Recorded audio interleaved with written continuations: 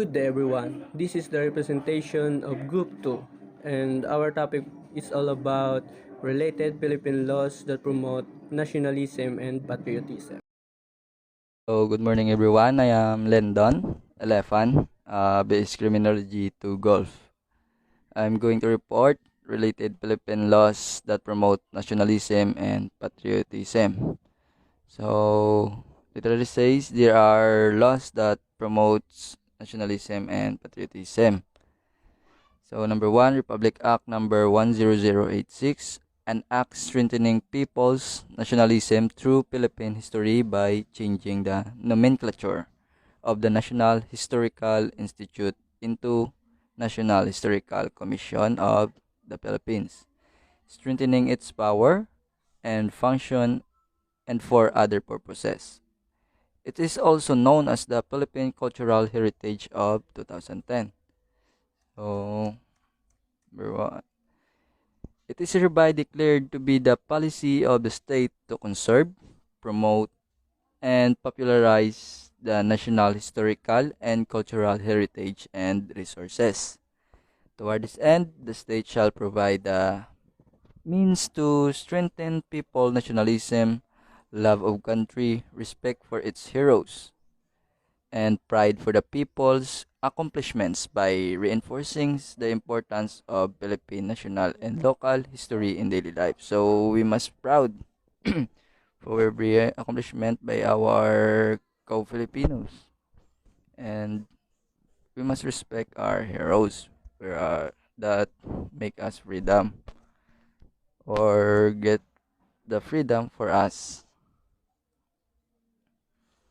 Number 2, Republic Act 8044, also known as the Youth Nation Building Act, an act creating the National Youth Commission, establishing a national, comprehensive, and coordinated program on the youth development, appropriating funds therefore and for other purposes.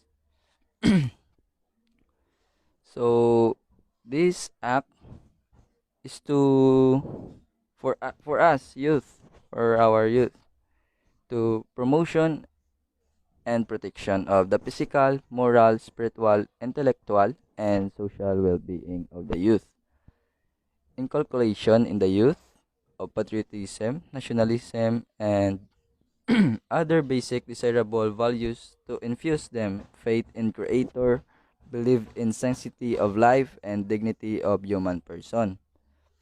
Encouragement of youth involvement in character building and development activities for civic efficiency. Mobilization of youth's abilities, talents, and skills. Excuse me. And redirecting their creativity.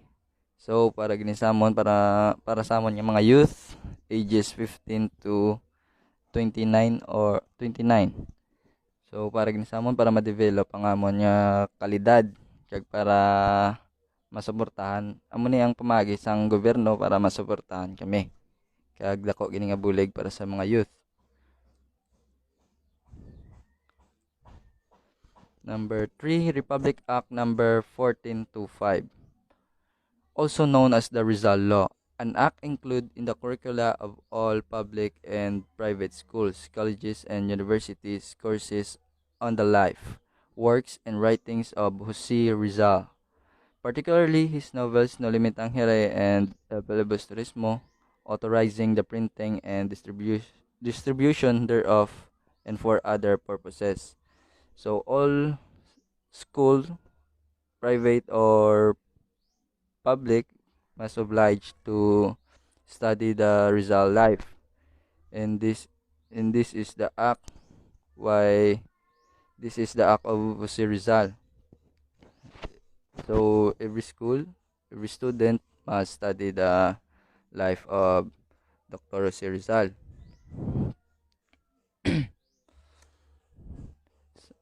This bill defend this bill is the objective of this bill is to keep the memory of national hero alive in every Filipino's mind, to emanate Rizal as he peacefully fought for freedom and not go against religion.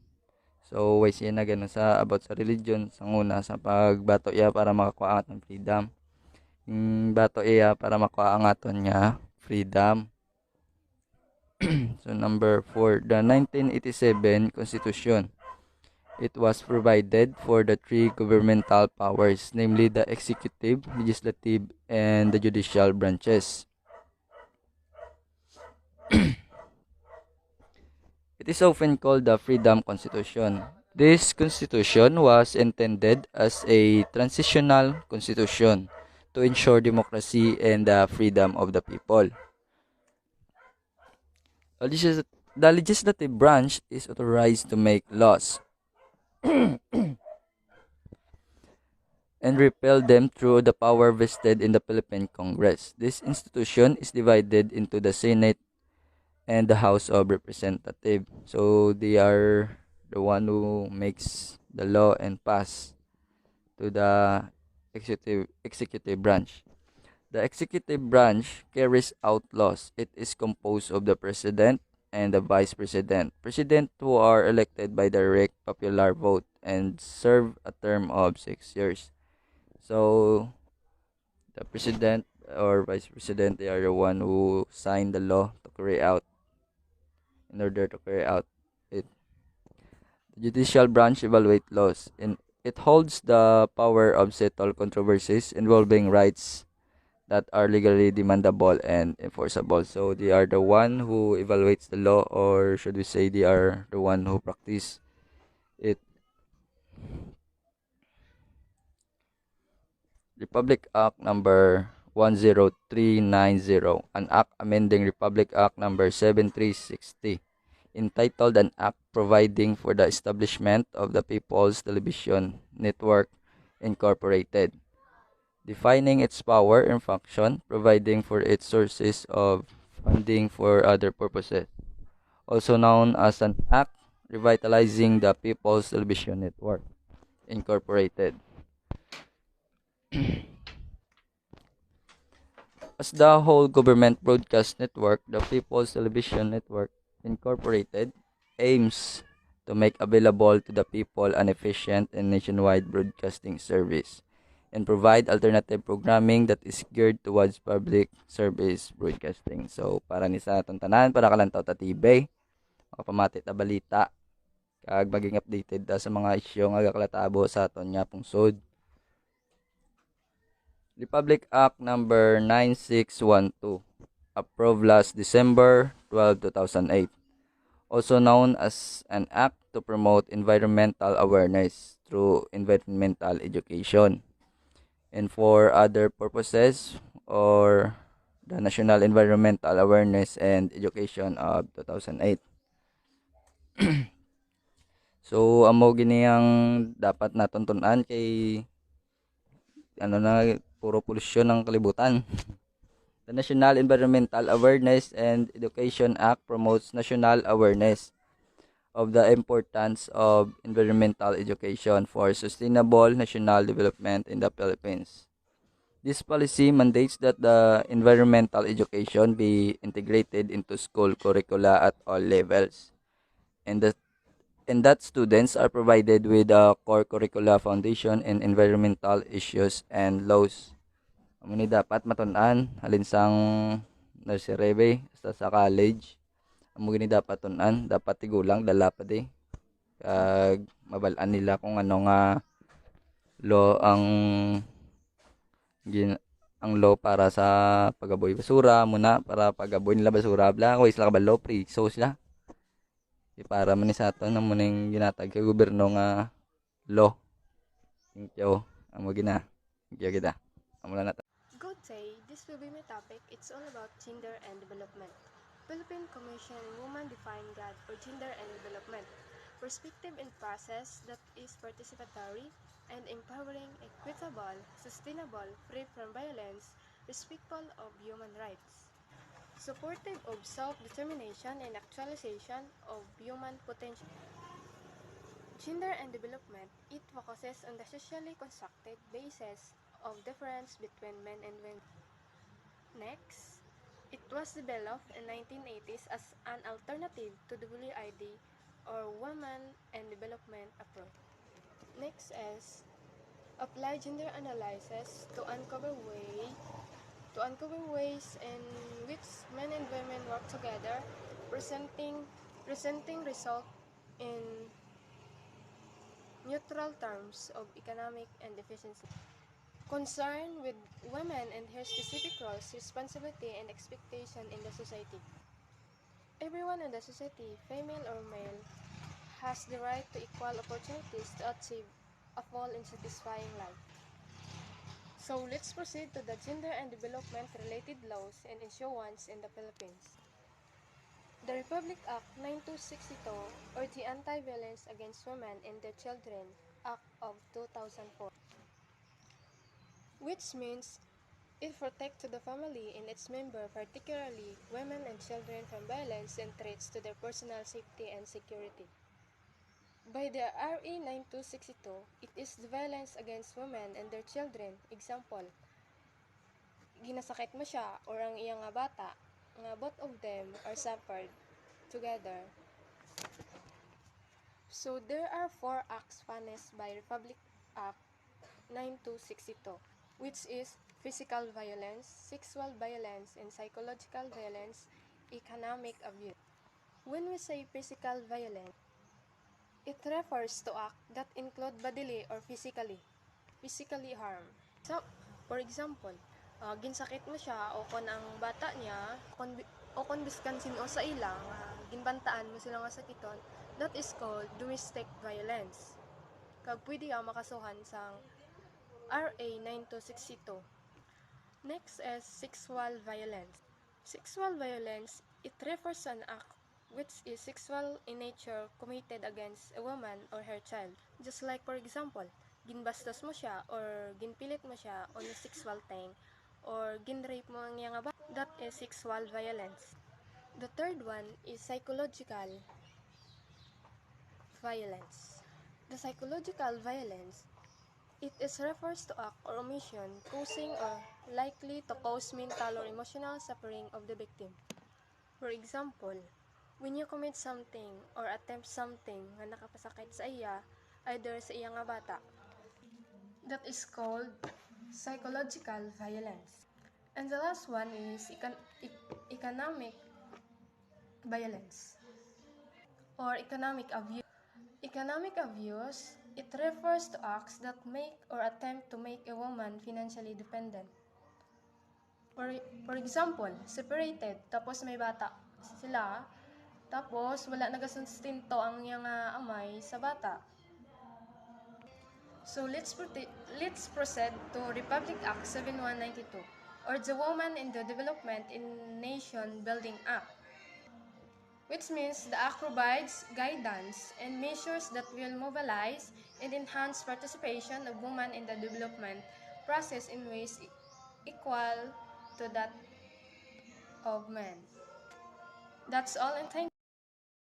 Good morning, everyone. My name is Milky Dames, and I will report you about gender and development related laws and issuance in the Philippines. Republic Act 9262, Anti-Violence Against Women and Their Children Act of 2004.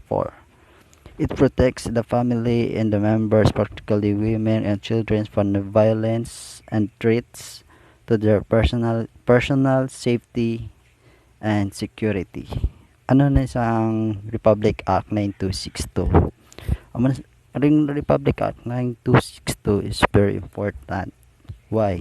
Kisang una talamak ang pag-abuso sa mga kabataan kag mga kabayan sang time nga wala pa ni nabuo niyang act. Because this act naganhagan ang pag-abuso sila, tapos wala na may power ng mga kababayan para magbato para sa ilang kagalingon. Republic Act 7192, Women and Development Nation Building Act. This act is provide guidance and measure that will mobilize and enhance participation of women and development process in a way equal of men. To attain The forging of this policy, okay, number one, substantial portion of official development assistance funds received from foreign governments and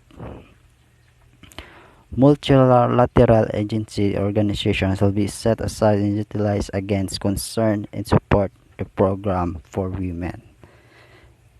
Number two, all government departments shall ensure that women beneficially equally participate direct to development programs and set of department. Amon this act, amon isa ang gabulig para sa mga bahay nga pwede sila ka join sa mga government projects mga amon. And Philippine Plan Gender and Development of 1995 and to 2025. National plan is addressed that provide full equality development for women and men to approve and adopt former President Fidel Ramos as executive number 273 and a successor of the Philippines Development Plan for the Women adopted by Executive Number 348 and the Republic Act 971 Magna Carta of Women. It's approved on August 14, 2019, mandate for non-discriminatory and pro-gender equality measure enable women to participate formulation, implementation, evaluation of politics. Amo ni sa ang pagbulig, ang full gid lang nga pagbulig sa mga kababaihan nga mingin part na gid sa sang govern ka Philippines na pwede sa intra politics, pwede na sila kapadlagan. They can free their own nang free gid sila bla kung diin sila nang gusto nilang imuon para sila lang ako galingon. They're free nga magboto, they're free to mag-obra, they're free to live. Mama, that's all. Thank you. Good morning, sir. Good morning, classmate. This is my report about Memorandum Circular number 2011-1 dated October 21, 2011. Addressing to all government departments, state universities, and colleges, government-owned and controlled corporations, and all other government instrumentalities as their guidelines and procedure for the establishment, strengthening, and institutionalization.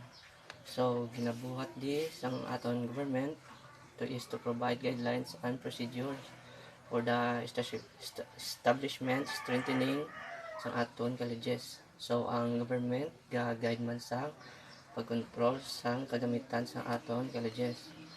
Pag may mga protocol man sila nga ginasunod. So, for example, bawal ang nagsigarilyo sa sulod campus. Bawal ang cigarette campus kag mga blonde hair kag madamo pa nga ginabawal sulod. Gender development refers to the development perspective and process that is participatory and empowering, sustainable, free from violence, respectful of human rights, and supportive of self-determination. So, diri sa gender development, gina-develop ang kasanayan sang bawat isa nga maging free sila sa violence ug may self-determination. So, balik walang ang tanan.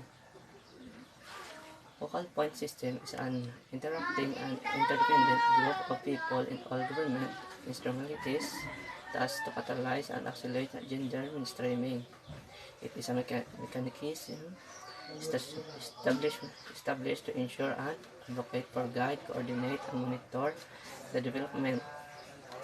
So, ang focal point system monitor sila sang development sa aton nga government. So, sila man sila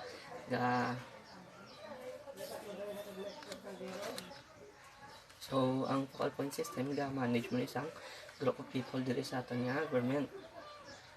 Next topic is about Republic Act 78-77, Anti-Sexual Harassment Act of 1995. It is an act declaring sexual harassment unlawful in the employment, education, or training environment and for other purposes. So, sa diri nga act, labag sa batasang paligiran ng pagtatrabaho, edukasyon o pagsasanay. For example, unwelcome me sexual advance o paghingi ng demand ng sexual na favor o anumang klaseng pananalita o kilos na may bahid na sexual.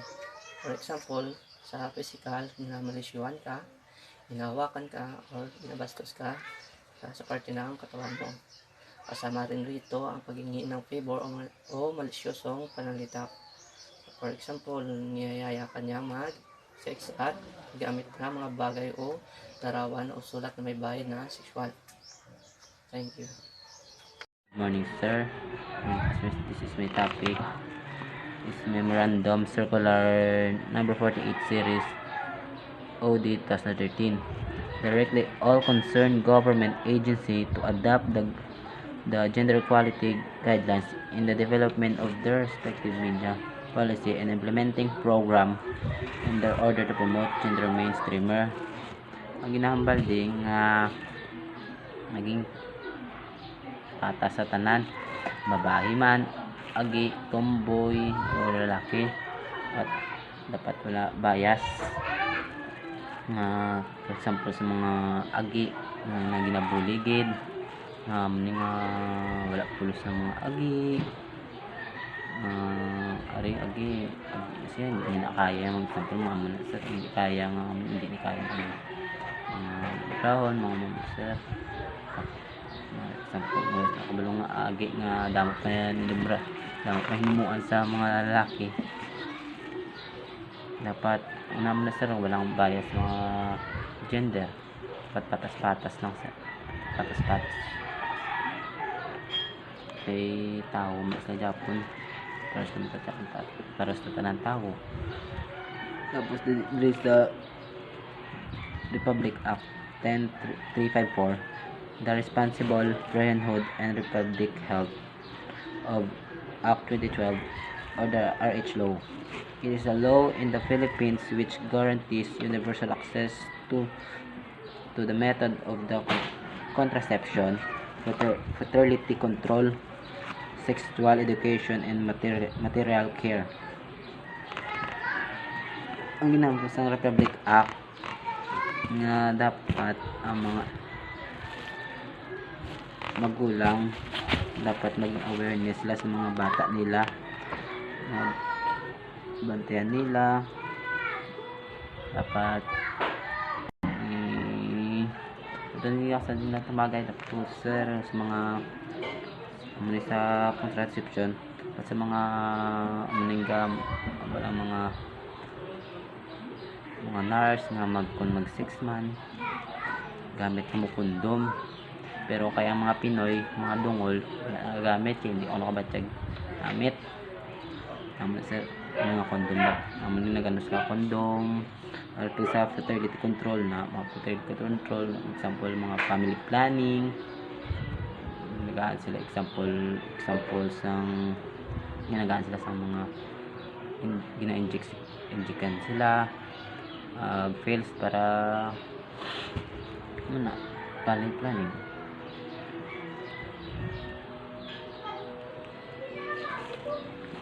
Tapos sa Philippines Constitution sa 1987 Philippine Constitution Article 2 Section 14, the state recognized the role of women in nation building and shall promote the fundamental equality before the law of women and men. This article 2 Section 14 nga mga ginapakita nga mga babae nga kaya man nilang mga lalaking lubrahon, like sa mga political, economic, ang pag-sport, etc.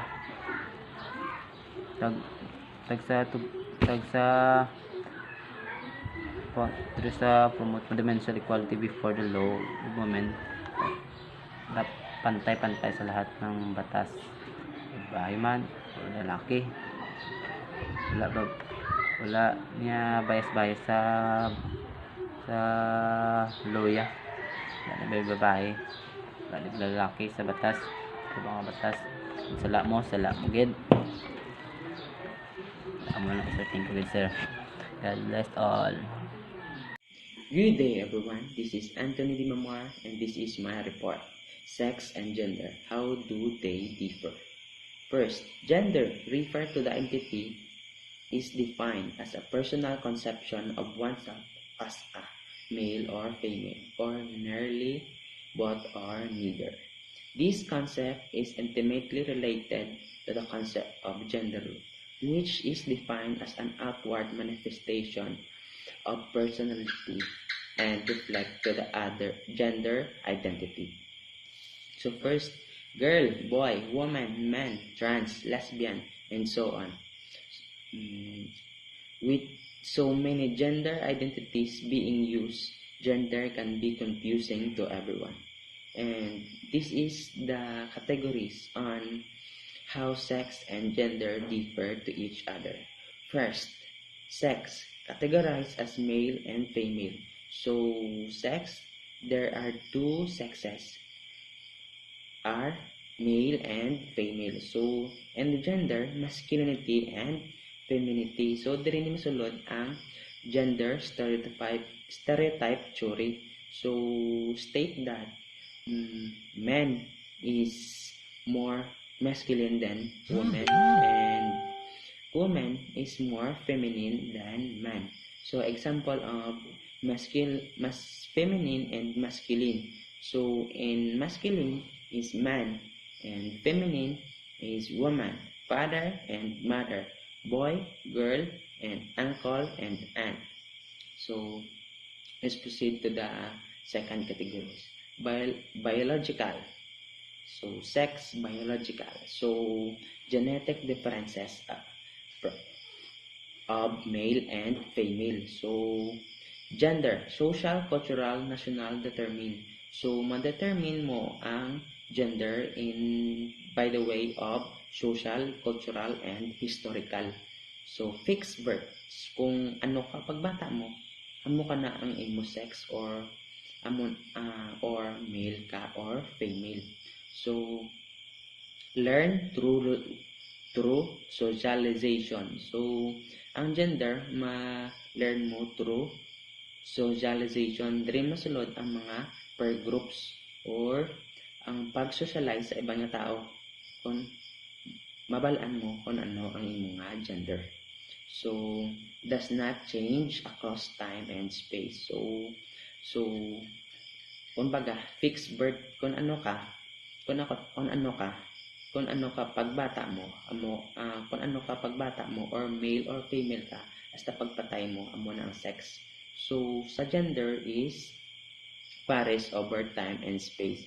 So, halin sa pagkabata mo hasta pag tigulang mo nagabaris ang gender sa imo. So, equality value. So equal ang pag-value sa male and female. So, and gender, unequally value masculinity as a norm. So, hindi siya equal. So, when we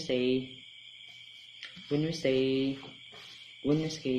masculine norms, so include heterosexual representation, risk-taking, emotional restraint, power over women, dominant self-reliance, and winning. So, that's all. And add-ons lang sa akong topic. So, sex and gender are often used interchangeable despite having different meanings. So, sex refers to the set of biological attributes in women and animals, while gender refers to the socially constructed rules, behaviors, expression, and identities of girls, women, boys, men, and gender diverse people. So that's all. Thank you. Guys, greetings to all. Good morning. This is my topic and reporting. Gender identity. Gender identity is a personal sense of one's gender. Gender identity can correlate with a person's assigned sex at birth or can differ from it. Gender expressions typically reflects person's gender identity, but this is not always the case. Gender identity is that if we are boy, we are called masculine, father, masculine, and feminine, they are girls, mother. In a gender neutral, they call or they pronounce it persons or child. So it can be affected by the race. Race, not firmly biologically based but rather in a construct of human variability. Race, for example, race. We are Filipinos. Filipinos have two general languages to communicate with. First, the Tagalog, and the second, the English. Ethnicity. Group of ethnicity is a category of a people who identified with each other usually on the basis of presumed similarities such as language. For example, we Ilonggos speak Hiligaynon, like that. We shared common languages. Social class. Number 3, the social class. Set of concepts in the social sciences and political theory, centered on models of social stratification in which people are grouped into sets. For example, the upper class elite, they work as represent institutional leadership.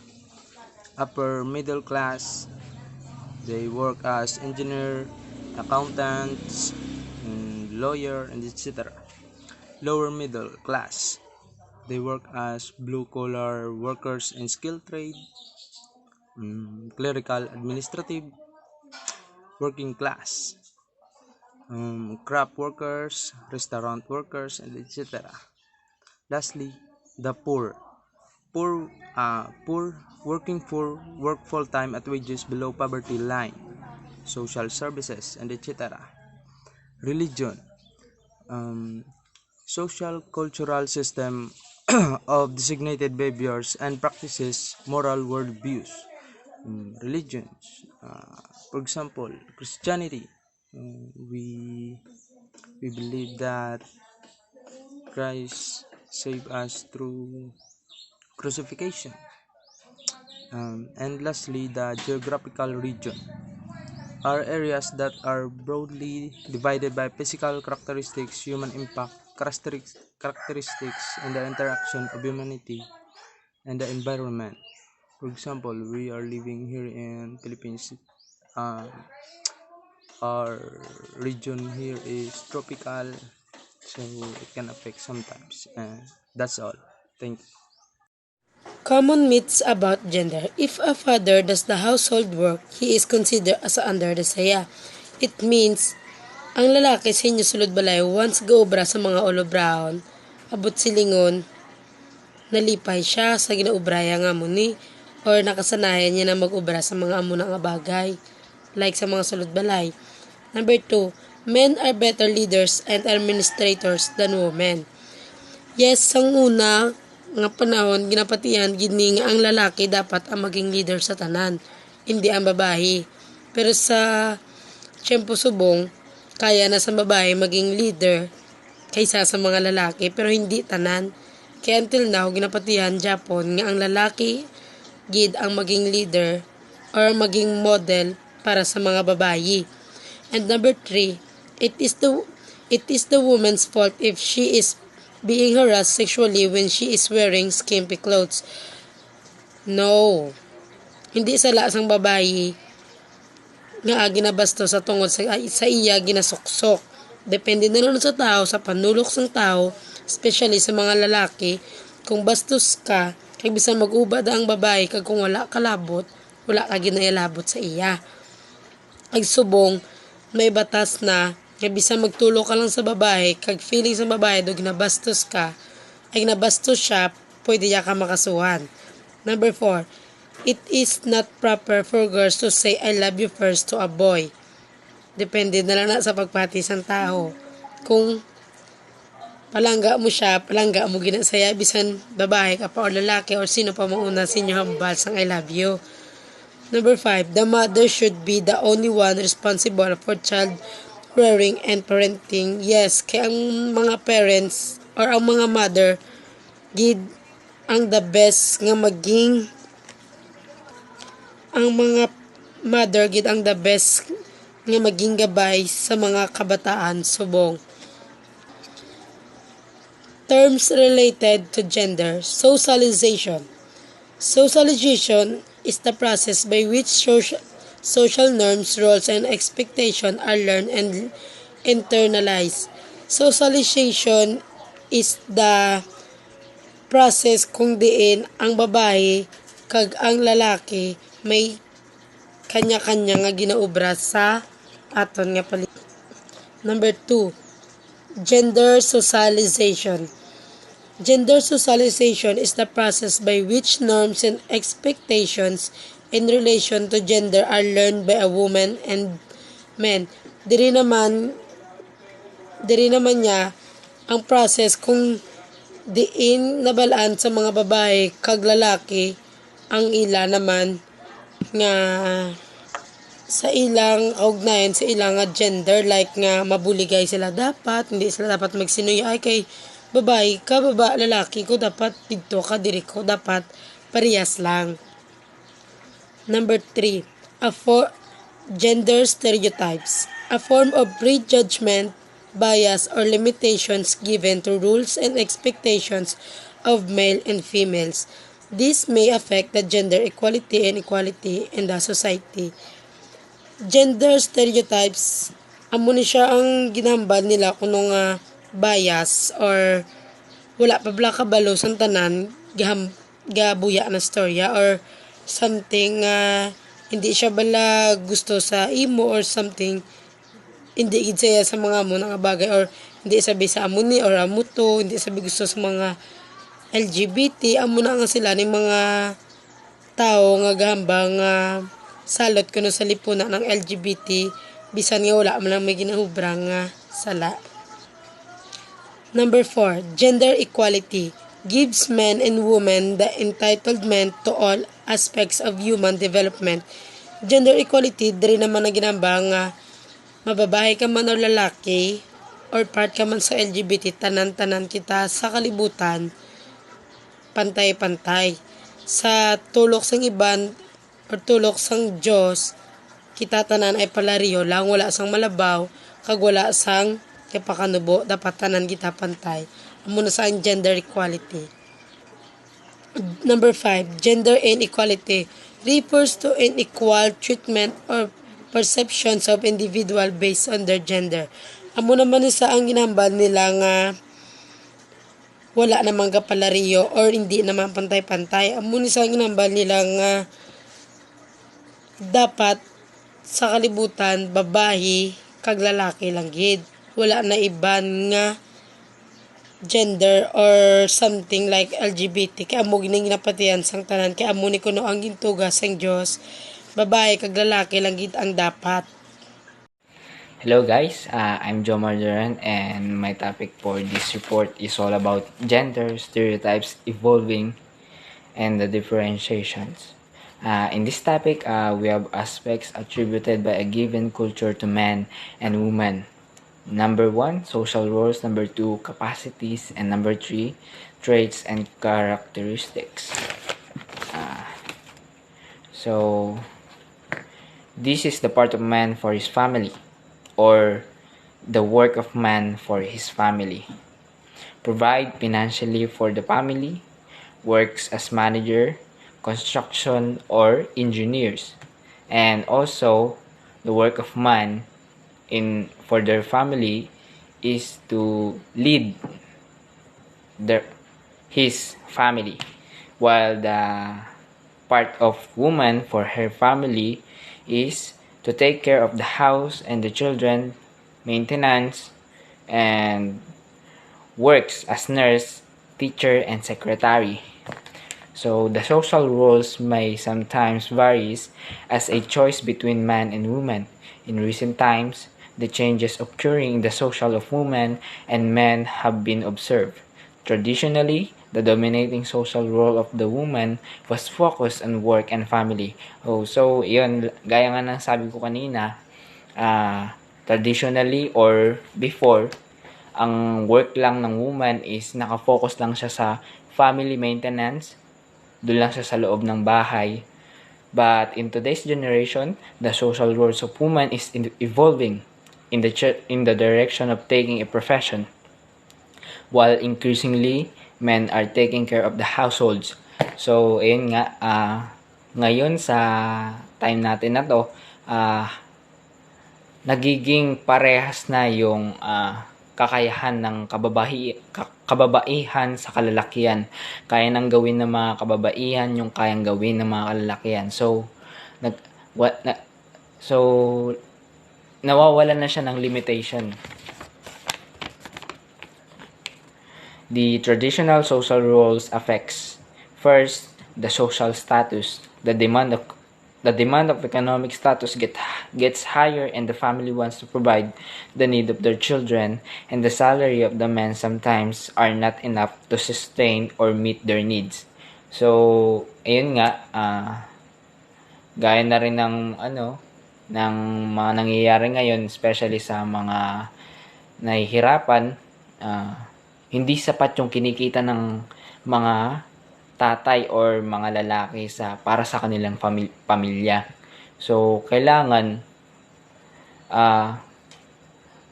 yung nakakatulong din yung babae, kasi ngayon wala naman ng limitation, so kaya nang gawin ng babae yung kaya nang gawin ng lalaki. So kung magtatrabaho sila parehas para sa kanilang pamilya, mas magiging sapat yung kanilang kikitain at yung kanilang mga panggastos. The second is, by times 21st century demands a higher standard of life, and women becomes more knowledgeable and wants to provide to themselves. So yun, in 21st century, tumataas yung standard or the demand of life. So yun, ang mga kababaihan ay habang tumatagal ay nagkakaroon sila ng kaalaman, tumataas yung kanilang kaalaman sa mga gawain, like for example, kaya na nilang maging engineer, kaya na nilang makipagsabayan sa mga kalalakihan, sa mga kurso ng mga kalalakihan, like for example, the criminology, kaya na nilang sumabay. So yun lamang po ang aking topic at maraming salamat. Good afternoon everyone, my name is Janelle Magbanwa. My topic is all about gender stereotypes and capabilities between men and women. First, men and women. First, good in math and science for men are more variables on most measure of quantitative and visuospatial ability, which necessarily results in more males at high ability. Extreme males outperform females on most measure of visuospatial ability, which have been contributing to sex differences or standardized exam in mathematics and science. Next, for women is goods in arts and less intellectual pursuits. One can always argue that women played a pivotal role as much as the man in the enrichment of the arts. Early brain studies comparing mass and volumes between the sexes concluded that women were intellectually inferior because they have smaller and lighter brains. Many believe that the size differences cause women to be excitable, emotional, sensitive, and therefore not suited for political participation. So next is physically strong for men. Men are physically stronger than women who have on average less total muscle mass, both in absolute terms and relatives to total body mass. Men also have denser, stronger bones and tendons and ligaments. So next is for women, physically weaker and fragile from decision making. Women tend to perform less hard work than men. Women are know to perform less physical hard work than men. For example, in construction work which requires more physical strong men are the ones working on it. Women are known to often change their decision from time to time while men are firm on their decision and stick to it. So ang mga babae hindi sila makadesisyon dali dasig mag-change ang ilang decision from time to time. So ang mga lalaki direct to the point. Example, dasig lang sila yung mag decision kung anong gusto nila muna na yun. So that's all for physically weaker and fragile from decision making from women. So next is wishy-washy or fickle-minded in decision making. When women are stressed, they become emotional and fall apart. But men are stressed, they remain calm and clear-headed. Next topic is all about gender stereotypes and traits and characteristics between men and women. So first for men is active, engaging, or ready to engage in physically energetic pursuits. For women is passive. Passive is accepting or allowing what happens or what other do without active response or resistance. Next for men is aloof, not friendly or forthcoming, cool and distant feeling. Next for women is loving. Loving is showing love or great care. Next for men is aggressive. Aggressive means ready or likely to attack or confront, characterized by or resulting from aggression. Next for women is peaceful. Peaceful means free from disturbance. Hindi ang mga girls hindi gusto sang mga ma-disturb sila. Next from men. Next is men. Independent. Independence means free from outside control, not depending on other authority. So for men is independent. So hindi sila ang independent means ang mahimo nila ang isa ka alubrahon nga hindi kinahanglan sa bulig sang iban.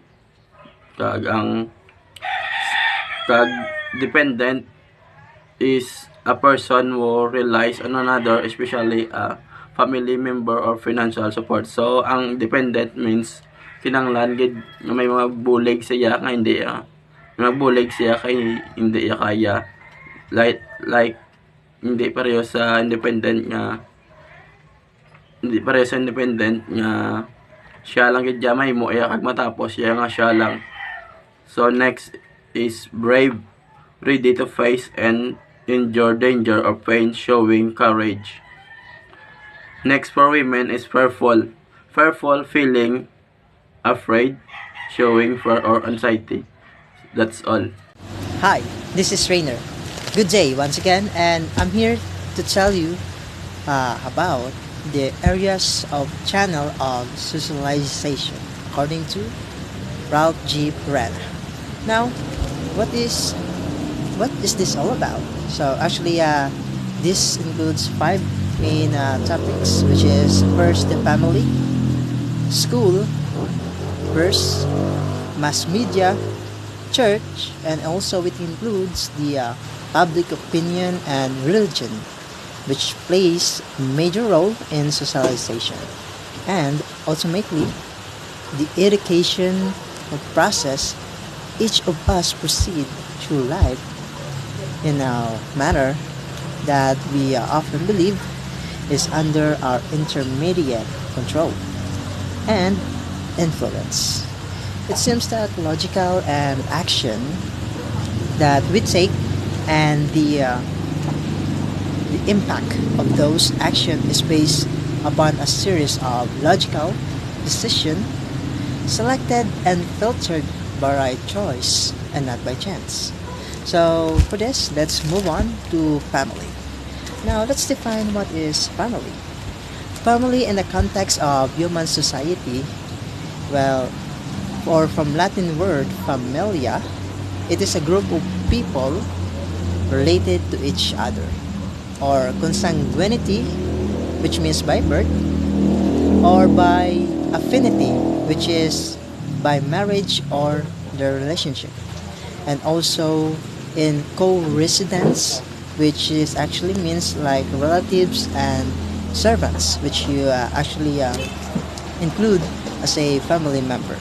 So let's move on to these two types of family. One is the immediate family, which is refers to the parents, siblings, spouses, and child by blood, marriage, grandparents, and grandchildren. Actually, there's also two types of intermediate family, which you can define by first by blood and second by like son-in-law or step brothers or sisters. That's the second one. Now let's move on to extended family. What is extended family? Extended family is a family that extends beyond nuclear family, consisting of parents like mother and father and their children. Then that includes the aunts, uncle, grandparents, cousins, and all who lives in the same household. And yep, that was all. Now let's move on to this general classification of family structures. Right. So one of which is the matrifocal family, in which the mother is the head of the family. And second is patriarchal family. The father is the one who control and of course the head of the family. And this the one is conjugal family, which is marriage relationship that have the children, whether if it is by birth or adoption. And we have also a avuncular family. This is the relationship between an uncle and his nephew.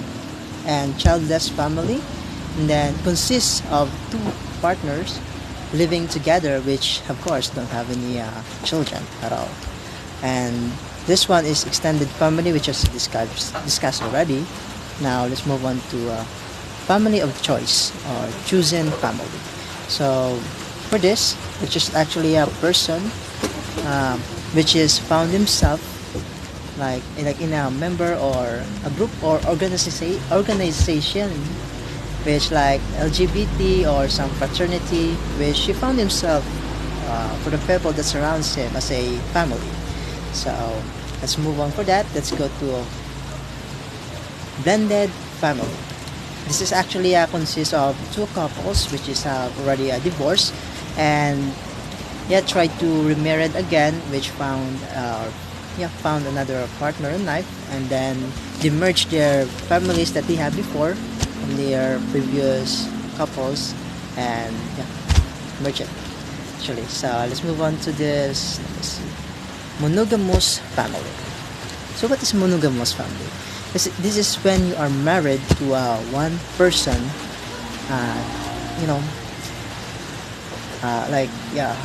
husband and wife, only married one time at the same time, of course. So let's move on to polygamous family, which is when one man is married to many spouses. And then let's move on to polygamy. Polygamy is actually consists of marriage in which a spouse is looking for any gender, even though if it is a husband or it could be a wife that already married and married again at the same time. Now let's move on to polyandry. Well, polyandry is a form of polygamy actually, in which a woman takes two or more husbands. So at the same time. And then let's go to fraternal polyandry. This is actually a mostly practiced in Nepal and China, which in which two or more brothers are married to the same wife.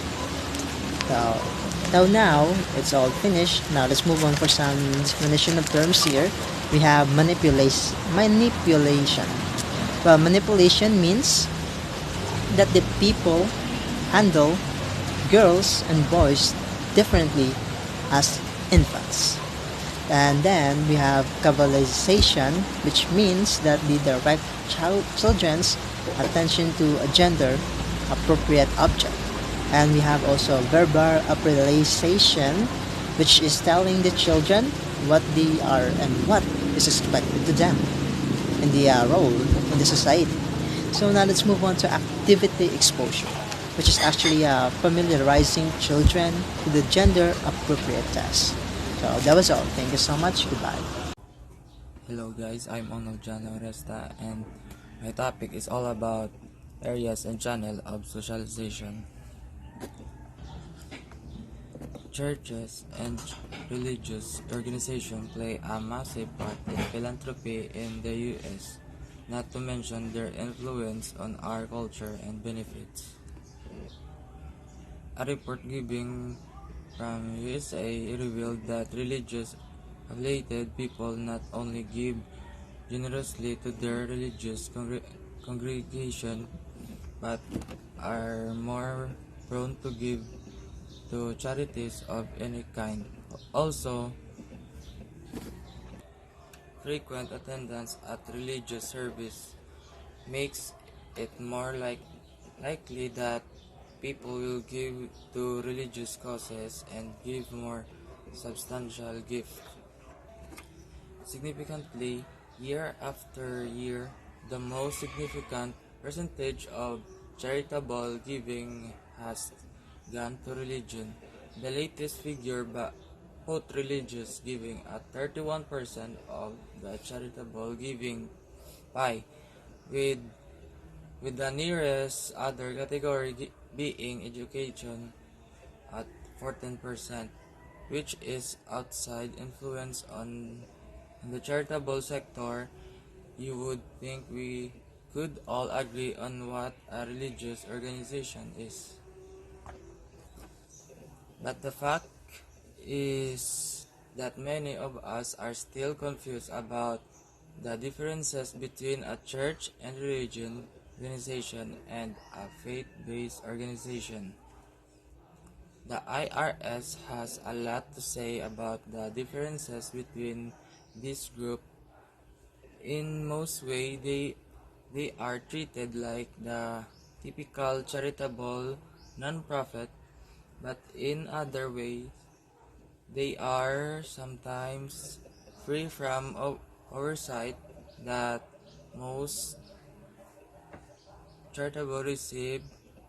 To try to get clear on what this term means, I turn to the IRS and sat through a webinar that helped explain a lot. Churches. A bona fide church is automatically considered a charitable by the IRS and as such is tax exempt.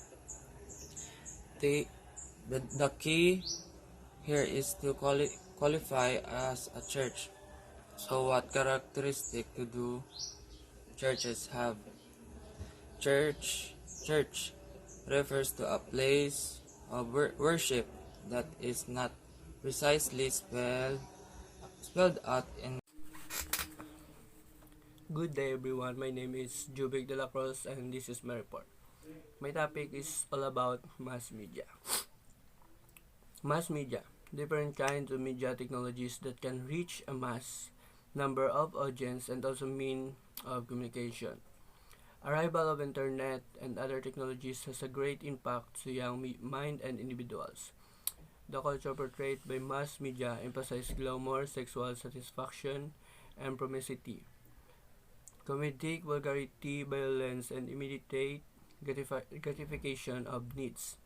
So, amo ni sa ang mass media. Ang different kind of technologies, example television. Ang amo at television, internet. So, mga technologies nga mga kita naton dara nga and sa TV amo na ang pagi sa TV mabalaan naton ang kakatabo sa iba nga lugar or ang sa aton, and pamagi sa TV maging aware kita sa mga example bagyo, linog, daan naton makita o maging aware or maging ready kita. And effect of media of socialization. Media socialization of young female celebrities. Video games promotes the violence and negative stereotype. Music lyrics, music video that promotes negative stereotypes and violence. Sex stereotype in kids TV program. So, ang effect ng mga mass media, may ara sa positive effect. So, ang positive effect, amon sa lingko nga, makalantaw kita sa TV, maging aware kita, maging ready kita. And ang negative naman, para naman sa mga bata, it's about internet. Ang internet, maka-Facebook sila, magamit natin sa Facebook, duwa man bagay mo. Facebook is considered as mass media. And sa Facebook, meron kita na maka-communicate kita sa aton niya, pamilya nga layo sa aton. So, maano ta sa as positive effect. So, negative effect naman ang mga bata mapabayaan ang paggamit sa Facebook, hindi lang itsaktong paggamit sa Facebook, mabutan na kung ano-ano. Tapos ang sa video games, so video game is a stress reliever tani mo. So positive effect man sa aton, stress reliever ta. Ang negative effect lang sa video game is malingaw kita, mababayaan naton kagilingon kag makosi na sang sakit sa aton. So sa music lyrics videos, sa videos naman sa internet, ang may malantaw ita nga mga goods o cartoons, anime. So okay na. Pero ang negatives naman is makalantaw ang mga bata sa aton sang ang sexual or kasi nabambal nato na nga bold. So okay man na dapat maantis kita magbola, magatag na sila, ipansindi naton sila kag ang hindi nila kag kung ano makita sila, explain tanan sila kag para mga kag hindi na nila mga tuan, tapos i-guide na sila sa paggamit sang Facebook or pag sa ila video games. And there are different types of mass media. So the different type of media we have broadcast media, print media, outdoor media, public speaking, and event organizing, digital media. So we have 5 different types of mass media. Broadcast media, ari na disla ang radio, record music, film and television, transmit and information technology. So sa broadcast media, film and television, rin nila makita nga ang may mga movies na malantaw sila and balita. So radio, sa radio kabati man ita music and balita, ang balita also. And bagay sa broadcast media, maging aware kita sa mga bagay nga gakalatabo sa iba nga hindi na nga ma-aware kita nga hindi naman matabo sa aton. Ang sampo sa scam, ang budol-budol na mabalita na dako ano ang mga ginaimo nila kag kung ginagaano sila. So maging aware kita kag may mo na naton hindi na matabo sa aton. So balita ang sa film naman is malingaw, makalantaw ito film, movies, So stress reliever ang isa mga pamatay oras na makatanaw kita da as pamatay oras, malingaw-lingaw lang. So and move to the print media. Print media is a physical object such as newspaper, book, pamphlet, and comics. So print media is physical objects such as newspaper. Ang print media is ang mga kasulat sa mga newspaper, sa books, and comics. So, ang considers as print media. So, goods man isa to, no? Ang books and comics, kay syempre malingaw man kita da.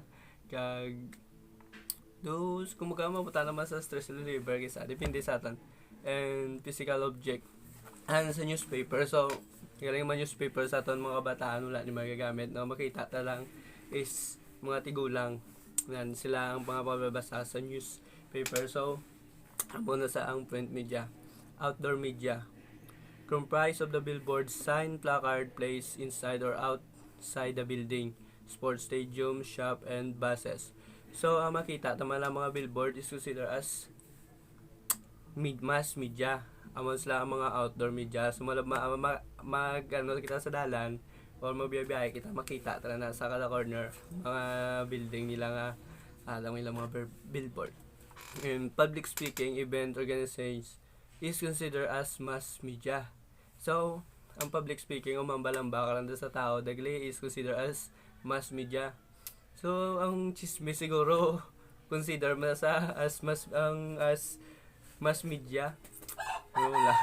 And digital media comprise both internet and mobile mass communication. Mo lang isa. Digital media is ang muna nisa ang digital media ang about internet. So sa subo na wala pa ni mga internet mga subong lang ni.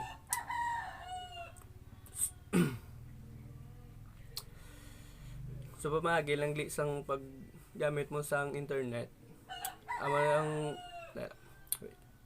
digital media is comprised both internet and mobile mass communication. So once magamit ka internet, magamit ka cellphone, consider na sa as a mass media. Amo na sa ang mga digital media. Mag-communicate ka lang sa ibang lugar. So namit man sa to no kay so na magpadala ka man do ang kung may kamusta ka man sa ibang lugar, ma-email ka pa, padala ang palawag. So through internet do ka post lang sa aton subong. Ma-type lang kita ang pagtapos na to type 10 seconds at 20 seconds or 1 minute send na yun, mabalaan na yun nila ang aton message. So una i-email mo pa pila pa kadlaw antes magabot. So kaysa hindi ka ni mabatanan. And we move to areas or channel of socialization. So number 1 is school. School ang syempre ari na ni sa aton gabuhay ang pag-eskwela. So school, it's an institution for teaching children. Basically, is considered it's our second home because it's where our teacher and professor teach us develop our self-confidence. Aside from that, it's also a place when socialization and cultural transmission take place. So school, amo na ni sang ginambal ta nga second home, second family ta na mga classmate, second mother ta ang aton mga teacher. So ang ga-develop kita sa aton nya panimalay pero we need to go at school amo na nga para maka-learn man kita sa mga bag-o man naton kag sila naman makapatubo sa aton self-confidence naton kag makatag man sang damo man nya learning. Ang school is a part man sa aton kabuhi kag dapat yun kita man eskwela para kung may mga handom kita malabot naton na pamagi sa pag-eskwela kag dapat tutok man kita. Ang school play is a role of association by one providing basic intellectual skills such as reading and writing, verbal expression of connective ability. So sa eskwelahan din na di kita makatuon basa, sulat nan amon diyang din na naton matun-an ang mga tinaga sa una ta mga tinaga isa. Teaching language which were important obsession because it's allow people to communicate with each other. So sa eskwelahan sila hindi nga tudlo sa aton sa pagbasa, sulat, kag kinanglanon tagid ni kay syempre sa subong kung hindi ka kabalo magbasa do kabudlay ka tama sa aton no, hindi kita kabalo magsulat. And education system teach students to become independent. So sa pag-eskwela mo, hindi lang sila nga ikaw makatuon sa pagbasa o pagsulat, no? Tunan mo man kung paano maging independent, kung paano maggawi nga ikaw lang isa. Siyempre yung paskulang ka, ikaw lang isa mo, pero kung ginadulong ka, ginayaan ka. Pero sa pag-eskwela mo ka maging independent. Amo na, lakat yung mo, ikaw lang isa, lakat yung giyo ka, ikaw lang isa. And educational system wind of the mental capacity of every student and change the perspective in society. School teach us about laws, norms about behavior in our society. And set our education system is a mental capacity every student and change their perspective society. So hindi lang sa pag-eskwela naton makailis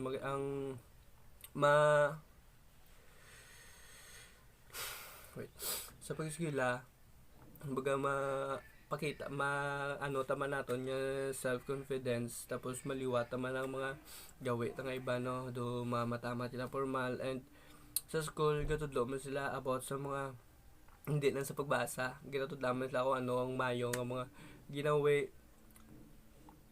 among about sa behavior, kung ano ang insakto kag hindi amon sa eskwelahan. So kung dinungol ka na gani o ano ka, di ba, may guidance sila. So ang sa about eskwelahan is a part na sa aton kabuhi.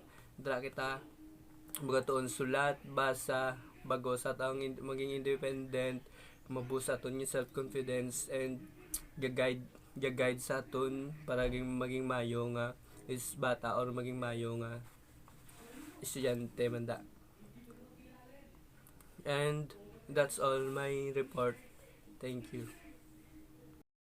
Good day everyone, this is Anthony Di Mamar and this is my last report about peer group. So when we say peer groups, it's a social group or group of people who have similar interests, or they call it homophile. They influence persons' beliefs and behavior. So when we say peer groups or barkada or circle of friends, so diri ni kasugod ang socialization. So peer groups had a big impact to change our beliefs and behaviors in life. So it can influence us or it can affect us in two ways, positive and negative effects. So first, let's tackle about positive effects of peer groups. So first, positive effects is serves as a source of information. So this is the positive effects of peer groups nga mapuslanon. So diri ni gasugod ang communication nga ginatawag. So when you say communication, may baluan naton ang nagkatabo sa aton nga palibot or society. Dasig ang information kag ang message nga ginatawag. So may baluan kag aware ta ng katabo sa aton nga sosyalidad. So second, teach gender role. So diri natudlo sa peer groups luwas sa aton nga balay nga how you act, you dress, or even speak in your assigned sex. So third, practicing venue to adulthood. So diri nagasulod ang pagdalaga ang tawag or self-development. So fourth is teach unity and collective behaviors in life. So unity, pagbuligay or pagkakaisa. So positive effects sa kay mabuligay para mag-progress as a group or as a individual person. So collective behaviors in life, mag-gain ka di sang memories and experience na magamit mo sa imo pagpangabuhi. So fifth is identity formation. So diri niga formulate or naga-progress ang imo identity. So diri ni kasulod ang identity development and identity construction. So let us proceed to negative effects of peer groups. So peer pressure. So balaan man naton diri ni kasugod ang tanan-tanan nga negative effects of peer groups. So kung sa aton pa sa bisyo or sa pag-inom, pag-sigarilyo, so kung sa aton nga lingwahe, testing lang bla kaisa lang kay dira nagasugod tanan ang problema like future problems, risk behavior, aggression and pro-social behavior, and sexual promiscuity. Or when you say sexual promiscuity, engaging in sexual activity. So lesson learned, magpili sang aton nga peer groups or barkada ang gintawag ang masiligan kag ang God-fearing nga mga barkada. That's all. Thank you.